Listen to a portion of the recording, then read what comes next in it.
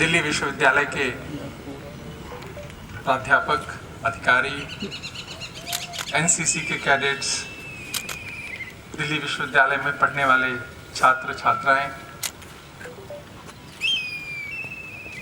दिल्ली विश्वविद्यालय के अधिकारी, कर्मचारी, आप सभी का आज 73वें गणतंत्र दिवस पर मैं बहुत स्वागत करता हूं, अभिनंदन करता हूं।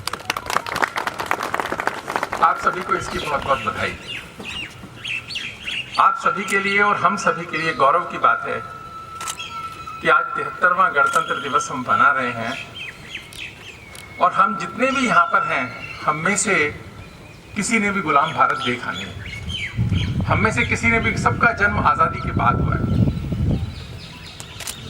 हमने गुलामी सुनी होगी, पढ़ी होगी, शायद डिबेट भी की होगी, लेकिन देखी नहीं, अनुभव नहीं की है। दूसरों की आंखों से उसको अनुभव किसी ने किया होगा। तो ये वो गौरवशाली पीढ़ी है जिसने गुलामी देखी नहीं है। आज 73वां गणतंत्र दिवस, भारत शक्तिशाली हुआ है, प्रभावशाली भी हुआ है, वैभवशाली हुआ है। तो इसका मतलब ये है कि सबने अपना अपना उसमें योगदान किया और भारत आगे बढ़ रहा है। इसके लिए आप सभी को बहुत बहुत बधाई, ढेर सारी शुभकामनाएं। हम सब जानते हैं कवि प्रदीप ने एक गीत लिखा था, उसको लता मंगेशकर ने गाया और उसके संगीतकार थे रामचंद्रन जी। और पहली बार जब ये गाया गया ये गीत 26 जनवरी 1963 में दिल्ली में ही गाया गया, नेशनल स्टेडियम में। और कार्यक्रम क्या था?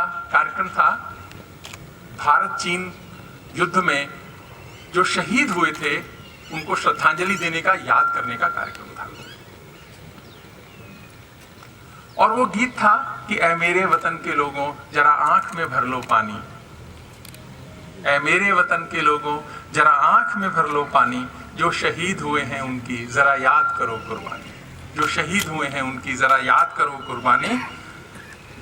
क्या लोग थे वो दीवाने, क्या लोग थे वो दीवाने, क्या लोग थे वो अभिमानी, तुम भूल ना जाओ उनको इसलिए कही ये कहानी, जो शहीद हुए हैं उनको जरा याद करो कुर्बानी, तुम भूल ना जाओ उनको। तो 26 जनवरी 15 अगस्त को हम सोचते हैं कि उनको याद कर लिया जाए, लेकिन ये 2 दिनों तक सीमित करना तो ठीक नहीं है। लेकिन लता मंगेशकर ने जब ये गाया, लेकिन प्रदीप ने जो ठीक लिखा कि तुम भूल ना जाओ उनको इसलिए कही ये कहानी, जो शहीद हुए हैं उनको जरा याद करो कुर्बानी। क्योंकि भारत के लोगों को भूलने की बहुत आदत है और भारत को भी भूलने की बहुत आदत है। थोड़े थोड़े दिन में सो जाता है ये देश, उसको जगाने की जरूरत पड़ती है। इसलिए 26 जनवरी के दिन और 15 अगस्त के दिन तो कम से कम हमें उन्हें याद करना चाहिए। करना तो वैसे सारे साल चाहिए, लेकिन देखो आज ये मेरे बच्चे हैं बहुत सारे, ये फेसबुक जानते हैं, फेसबुक की पीढ़ी है, ट्विटर की पीढ़ी है, इंस्टाग्राम की पीढ़ी है। बहुत अच्छे बच्चे हैं, भारत को वैभवशाली भी बना रहे हैं, क्रांतिकारी भी बना रहे हैं, अच्छा भी बनाने में योगदान कर रहे हैं। जरा इनसे पूछो कि लाला हरदयाल कौन थे और लाला लाजपत राय कौन थे? लाला हरदयाल कौन थे और लाला लाजपत राय कौन थे? बप्पा रावल कौन थे? राणा सांगा कौन थे? वासुदेव बलवंत फड़के कौन थे? एक ऐसा सर्वे हमको करना चाहिए। मैंने कई बार करने का प्रयास किया कि हरि सिंह नलवा कौन थे, तात्या टोपे कौन थे। अगर उसका परिणाम देखेंगे ना तो बहुत सारा खराब आएगा, क्योंकि इसको मालूम नहीं है। लेकिन क्या इनमें इनका कसूर है क्या? ये तो अच्छे बच्चे हैं, इनका कैसे कसूर है? अगर ये लोग नहीं जानते हैं, इसका मतलब ये हुआ हम शिक्षा से जुड़े लोगों का ये कसूर है कि ये जानते नहीं है। विश्वविद्यालयों का कसूर है कि ये जानते नहीं है, क्योंकि विश्वविद्यालयों में देश जिंदा रहे, ये बहुत बड़ी बात है। अगर हम किसी कारण से कर नहीं पाए हैं, मैं तो एक एग्जांपल देने की कोशिश कर रहा हूं कि अगर ये बहुत सारे लोग नहीं जानते हैं, इनका कसूर नहीं है, हम में से भी बहुत सारे लोग नहीं जानते हैं, क्योंकि इस पर काम नहीं हुआ। इस पे काम बहुत करने की जरूरत है। अगर उस पे काम होगा नहीं ना तो आगे बहुत सारी दिक्कत होगी। इसीलिए जो राष्ट्र प्रेम का भाव है उसको जगाना, उसको व्यक्ति के अंदर रखना कि मैं जो भी कर रहा हूँ राष्ट्र के लिए कर रहा हूँ, राष्ट्र प्रेम को बढ़ाने जगाने का काम है गणतंत्र दिवस। वैसे तो बहुत सारी अच्छी बात हो गई कि देश में पूरे झंडे 19 में पूरे देश में एक ही झंडे का शासन हो गया, संविधान भी मजबूत हो गया और पूरे देश में संविधान लागू हो गया। संविधान ने अपना काम बहुत अच्छे से किया है, अच्छे से बना भी और अच्छे से किया भी है। ये सब हम मानते भी हैं कि देश को एक रखना ये बहुत बड़ी जिम्मेदारी थी संविधान की, और आज 73 साल हो गए इसको लागू हुए। हम सब गर्व से कह सकते हैं 100% सफल हुआ इसमें देश को एक रखने में। बहुत बड़ी उपलब्धि है, ये बहुत बड़ी उपलब्धि है। जब इंडिया इंडिपेंडेंस बिल पर बहस हो रही थी पार्लियामेंट में, ब्रिटेन की पार्लियामेंट में, तो चर्चिल ने कहा था कि mister Attlee, you are committing a historical mistake, you want to give freedom to those who do not understand even D of democracy. इनको, भारत के लोगों को तुम डेमोक्रेसी देना चाहते हो जिनको उसका अनुभव नहीं है। बहुत सारा ब्लडशेड होगा, बहुत सारी समस्या होगी, कौन जिम्मेदार होगा? आप जिम्मेदार होंगे। तो आज हम सब गर्व से कह सकते हैं 73वां गणतंत्र दिवस और 75वां हम स्वतंत्रता दिवस का हमारा अमृत महोत्सव चल रहा है कि भारत ने चर्चिल को 100% गलत साबित किया। विश्व का सबसे बड़ा प्रभावशाली लोकतंत्र है भारत। मैं जानता हूं हम में से बहुत सारे लोग जानते होंगे कि 26 जनवरी को ही क्यों हम 26 जनवरी तय किया कि गणतंत्र लागू करेंगे। इसके पीछे की एक बहुत बड़ी घटना है कि दिसंबर 31, 1929 को कांग्रेस का लाहौर में अधिवेशन हुआ। रावी नदी के तट पे अधिवेशन हुआ। 2 दिन का अधिवेशन था, 31 दिसंबर और 1 जनवरी 1930। तो पहली बार कांग्रेस ने एक प्रस्ताव पास किया, और प्रस्ताव क्या था कि यदि अंग्रेज सरकार 26 जनवरी 1930 तक भारत को डोमिनेंस स्टेटस नहीं देते हैं तो भारत अपने को पूर्णतः स्वतंत्र घोषित कर देगा। इससे पहले कभी किसी व्यक्ति ने, किसी दल ने पूर्ण स्वराज्य की मांग करी नहीं थी भारत में। 26 जनवरी को उसको लागू करने का प्रण कांग्रेस ने लिया, पूर्ण स्वराज्य का। यहां से ये 26 जनवरी का दिन निकला और तय किया गया कि 26 जनवरी को संविधान लागू हो। और मैं कई बार ये सोचता हूं कि वो रावी नदी का तट था, सर्दियां थी जैसे आज हैं, उस समय भी सर्दियां रही होंगी, लाहौर था। तो कभी लाहौर सोचता तो होगा, पूछता तो होगा कि मैंने तो आपका पूरे आंदोलन में साथ दिया, आजादी का इतना बड़ा चला, लाहौर ने पूरा साथ दिया, रावी नदी ने भी साथ दिया, उसके पानी ने भी साथ दिया। लाहौर में बोस्टन जेल में यतीन्द्र नाथ दास की 63 दिन के बाद में शहादत हुई। राजगुरु भगत सिंह, सुखदेव को फांसी हुई। लाला लाजपत राय जैसे अनेक आंदोलन जो हुए और उसमें लोग शहीद हुए, लाहौर उसका साक्षी था, यानी केंद्र था हमारी सभी स्वतंत्रता के लिए चलने वाली गतिविधियों का। वो सोचता और पूछता तो होगा कि भारत के लोगों ने मुझे क्यों छोड़ दिया, मेरा क्या कसूर था, मेरा क्या कसूर था? मैंने तो आजादी का पहला प्रस्ताव दिया तुमको, सारा समय तुम्हारे साथ था, लास्ट दिन तक साथ था। तो क्या हम सभी को सोचना नहीं चाहिए? ये दिन नहीं है सोचने का कि लाहौर के हम सब कसूरवार हैं। वो सोचता तो होगा ना लाहौर, और लाहौर ही खाली क्यों सोचता होगा? रावी का पानी भी तो सोचता होगा कि मैं तो हमेशा ही साथ था, जब दूसरे नहीं थे तब भी साथ था आपके, और उसके बावजूद भी आपने मुझे छोड़ दिया। और आज मुझे याद भी नहीं करते हैं, सोचते भी नहीं है कि रावी और लाहौर पे हमारा कोई अधिकार है। वो ऐसे न जाने कितने शहर होंगे जो किसी ना किसी कारण से हमसे छूटे, उनको भी याद करने का दिन है, क्योंकि उनका भी हमारे इस स्वतंत्रता में एक योगदान रहा, उनका उस जगह का। तो इसीलिए 26 जनवरी बहुत एक हमारे लिए बहुत महत्वपूर्ण दिन है, हम सबको प्रेरणा देने का दिन है, जो हमको याद रखना चाहिए। जब ये कॉन्स्टिट्यूशन लिखा जा रहा था, जो लोग लिख रहे थे वो सारे के सारे देशभक्ति के भाव से पूरी तरह से भरे हुए थे। उन्होंने सोचा ही नहीं था कि 70 साल बाद या 50 साल बाद ऐसी स्थिति आएगी कि इसकी चिंता करने की जरूरत पड़ेगी। आज देखते हैं कि अपनी चिंता करने वाले तो बहुत हो गए, देश की चिंता करने वाले कम। अगर उनको इस बात का जरा भी आभास होता, जब छूट गए तब छूट गए, आज तो हमको उसमें योगदान देना चाहिए, सोचना चाहिए कि अगर राष्ट्र की एकता के लिए कॉन्स्टिट्यूशन ने व्यवस्था दी और उसको सिद्ध भी किया, ऐसे न जाने कितने प्रश्न आपके मन में उठते होंगे, संविधान उसका उत्तर देता है, पर राष्ट्र प्रेम का उत्तर नहीं देता, उसमें मिलता नहीं है, क्योंकि उन्होंने सोचा ही नहीं था कि ऐसा भी कोई परिस्थिति का निर्माण अपने देश में हो सकता है कि इसकी चिंता करनी पड़ेगी। आप में से पता नहीं कितने लोग जानते हैं, पहला ही आर्टिकल है कॉन्स्टिट्यूशन का, फर्स्ट आर्टिकल, मैं उसको जरा रिकोट करता हूं कि name and territory of the union India that is Bharat shall be A union of states. हम में से कितने लोगों को मालूम है? हम सब देखते हैं, कारों पे लिखते हैं गवर्नमेंट ऑफ इंडिया, हिंदी में लिख देते हैं भारत सरकार, पर क्यों? नाम का तो अनुवाद नहीं होता। अमेरिका का नाम हर भाषा में अमेरिका ही होता है, पाकिस्तान का नाम हर भाषा में पाकिस्तान ही होता है, चीन का नाम हर भाषा में चीन ही होता है। हमारे यहाँ क्यों होता है कि हम लिख देते हैं कि भारत सरकार और गवर्नमेंट ऑफ इंडिया? आर्टिकल 1 इसकी शक्ति देता है हमको कि इंडिया दैट इज भारत। लेकिन इस पर बात करने की जो जरूरत है, उस पर हम कम से कम प्राध्यापकों को तो सोचना चाहिए। मेरे ख्याल से सबसे ज्यादा जिम्मेदारी तो हम सबकी बनती है। मुझे ध्यान है, मैं एमएस यूनिवर्सिटी बड़ौदा का वाइस चांसलर था, तो एक बार मुझे वहाँ के शिक्षा मंत्री ने बुलाया, उनका नाम भूपेंद्र सिंह चुनासमा, बहुत अच्छे शिक्षा मंत्री रहे गुजरात के। तो उन्होंने मुझे कहा कि मेरे मन में ना एक प्रश्न आजकल बहुत चल रहा है, 2012 की शायद बात है, चुनाव का समय था गुजरात का। तो उन्होंने कहा मेरे मन में एक प्रश्न चल रहा है कि अगर सरदार पटेल सफल ना होते तो ये देश कैसा होता? मैं कई दिन से इस पे परेशान हूं, तो एमएस यूनिवर्सिटी बड़ौदा एक पुरानी अच्छी यूनिवर्सिटी है, तो आपको ना इस विषय पर एक कॉन्फ्रेंस करनी चाहिए, सेमिनार करना चाहिए, समझना चाहिए कि सरदार यदि सफल ना होते तो ये देश कैसा होता। कहते आज हालत ये है कि एक पार्टी किसी को टिकट न दे तो पार्टी बदल लेता है, थोड़ा सा किसी का नुकसान हो जाए तो वो फरार दूसरी जगह चला जाता है। कुछ हम जरा सा अपना नुकसान बर्दाश्त नहीं कर सकते, उसके लिए दूसरे का इतना बड़ा नुकसान कर देते हैं। ये सोच कैसे डेवलप होगी? सरदार ने पूरे देश को एक कर दिया, उन राजाओं से ले लिया जो किसी का नहीं था, उनके पुरखों से आ रही थी जमीन को, वो उसके स्वाभाविक रूप से उनके पास उसकी मिल्कियत थी, उनको भारत में मिलाना आसान काम तो नहीं था ना।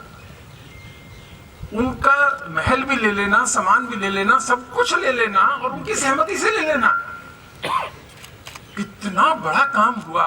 लेकिन अगर ये सरदार सफल नहीं होते तो क्या? कहते मैं सोचता हूं तो मेरा ना मन घबरा जाता है कि उसके बच्चे उन सबके बच्चे, खाली सरदार नहीं, उन लोगों के भी जिन्होंने अपना योगदान दिया और उन लोगों ने भी जिन्होंने देश को यूनियन करने के लिए सब कुछ दिया, कैसे हो गया ये सब? आज ये हालत है। तो उनका ये आप इस पे कुछ सेमिनार करो। खैर हमने सेमिनार भी किया, वो तो ठीक है। विषय सिर्फ यहाँ इतना है कि अगर सरदार नहीं सफल होते तो मुझे एक और घटना याद आती है। वीपी मेनन साहब उस समय सेक्रेटरी ऑफ स्टेट थे, हम सब जानते हैं, भारत के पहले सेक्रेटरी ऑफ स्टेट थे और एडवाइजर थे ब्रिटिश गवर्नमेंट के। तो मेनन साहब ने 2 किताबें लिखी हैं।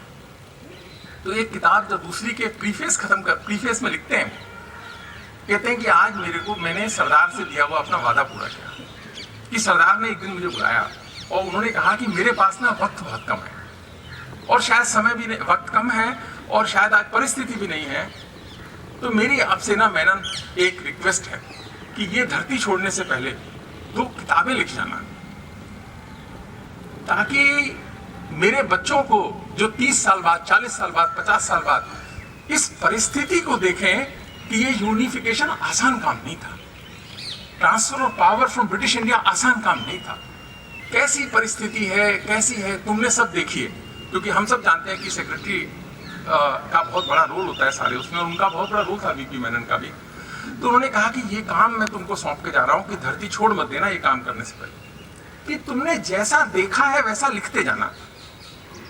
हो सकता है कि, लेकिन अपनी कमेंट्री मत डालना इसके अंदर, जैसा देखा वैसा लिखते जाना। हो सकता है किताब थोड़ी बोरिंग हो जाए, हो सकता है कि उसमें से लोगों को कम मजा आए, पर वो फैक्ट्स के आधार पर लिखना। तो मैंने लिखते हैं कि पहली थी story of the integration of Indian states और दूसरी किताब जो थी transfer of power in British India. तो उसके प्रीफेस में कहा कि आज मैंने सरदार से अपना वादा पूरा किया, 1956 की बात है। हर भारत के हर बच्चे को ये पढ़नी चाहिए किताब। मैं जब बच्चे कहता हूँ मैं टीचर साहब से बच्चे ही तो है, भारत के तो बच्चे ही हैं सारे के सारे। हर एक को ये 2 किताबें जरूर पढ़नी चाहिए, क्योंकि जब हम एनालिसिस करते हैं और हम क्रिटिकल होते हैं चीज पे, उस परिवेश को, उस परिस्थिति को याद कर ही करना चाहिए कि कैसी थी। आज बहुत आसान है बहुत सारी विषयों पे कह देना कि ये तो ऐसा था, ऐसा करना हो जाता तो ऐसा हो जाता, ये हो जाता, हो भी सकता था, लेकिन वो परिस्थितियों से देखते हुए सही तरीके से निर्णय लेना, वो समझने के लिए ये किताब उन्होंने लिखी कि मेरे बच्चे सही तरीके से समझ पाए कि ये सब आसान नहीं था। वो 2 किताबें हमको जरूर पढ़नी चाहिए। आप में से सब लोग पढ़ेंगे, मैं ऐसा प्रॉमिस चाहता हूँ सबसे। पढ़िए, थोड़ा अच्छा लगेगा देख के कि उससे क्या होगा, हमारा सोच का तरीका बदलेगा। अननेसेसरी हम जो क्रिटिकल नेगेटिव हो जाते हैं उससे आप बाहर आओगे कि नहीं यार इतना आसानी से सब कुछ नहीं हुआ। ये आज हम आजाद भारत में हैं और भारत को गौरवशाली बनाने में अपना अपना योगदान कर रहे हैं। उसको आगे चलाना, उसको मजबूत रखना बहुत बड़ा काम है। एक जागृति पिक्चर थी, उसका गाना है ना, तूफानों से लाए हैं हम कश्ती निकाल के, इस देश को रखना मेरे बच्चों संभाल के। तो ये हमारा सबका बहुत बड़ा योगदान है, क्योंकि संविधान ने तो देश को जोड़ा है, ताकतवर बनाया है। आज भारत शक्तिशाली है। आज $2.75 ट्रिलियन की इकोनॉमी है। कल को ये $6 ट्रिलियन का लक्ष्य है, पूरा होगा। हम सबकी आंखों के सामने नहीं, बहुत जल्दी पूरा होगा ये $6 ट्रिलियन का भी। नॉलेज सुपर पावर भारत बन सकता है, बनेगा, हम सबके सामने भी बनेगा। रिस्पॉन्सिबल है, सेंसिबल है भारत। हम जानते हैं कि ऐसा देश नहीं है जो किसी पे आक्रमण कर दे या किसी का नुकसान कर दे। इसीलिए हमारे पास ताकत तो होनी चाहिए। लेकिन एक बात तो सोचो ना, अगर भारत, विकसित भारत हम सबके सामने बनना है, इसकी तो आपको किसी को सोचने की जरूरत नहीं। आप सब मानते भी होंगे, नहीं मानते तो मानने लगो कि बनेगा। पर बात तो इससे ज्यादा है।